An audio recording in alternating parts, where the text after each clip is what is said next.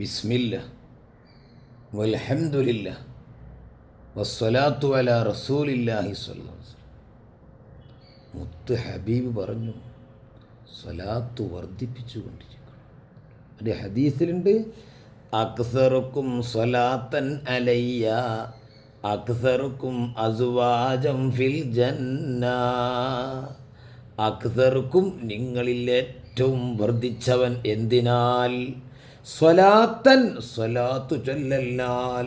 ആരമേൽ? അലയ്യ, എൻ്റെ മേൽ.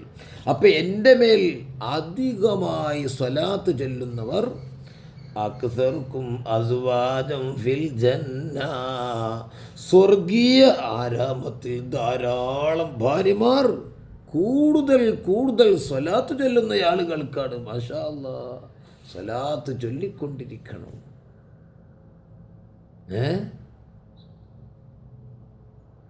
ജീവിതകാലത്ത് സ്വലാത്ത് ചൊല്ലിയാലേ അല്ലാഹു തആല ഇവൻ മരിച്ചാൽ അമറല്ലാഹു ജമിയ മഖ്ലൂഖാത്തി, എല്ലാ പടപ്പുകളോടും അല്ലാഹ് കൽപ്പിക്കും, ഐ യസ്തഗ്ഫിറു ലഹു ബഅദ മൗതിഹി, ഇവൻ മരിച്ചതിന് ശേഷം പടപ്പുകളെ ഇവന് വേണ്ടി ഇസ്തിഗ്ഫാർ ചൊല്ലിക്കോളി, ഇവന് വേണ്ടി പൊറുക്കലിനെ തേടിക്കോളി അല്ലാഹ് കൽപ്പിക്കും.